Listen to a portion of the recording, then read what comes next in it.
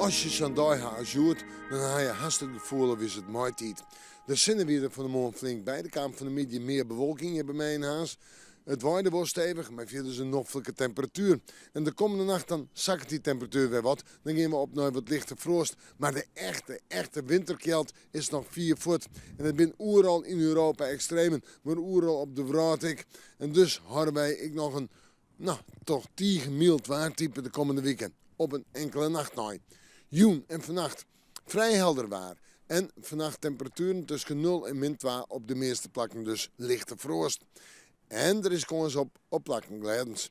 De wind die ziet het meer en meer het zuidoosten en het eersten op. En die zal zwak wijzen of matig in het kustenwaardgebied nog eens even wat sterker.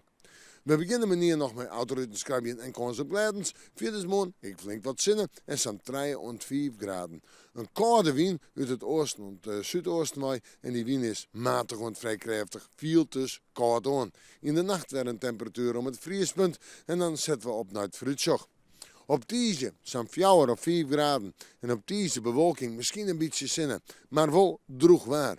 En op maandag en toonsje betekent rein, buien, eens even zinnen. En een temperatuur die richting de 6 zongraden gaat op maandag. En op toonsje zo'n zon misschien op plakken ik wel 8 graden. Maar ik ga zon als gemiddelde temperatuur staan.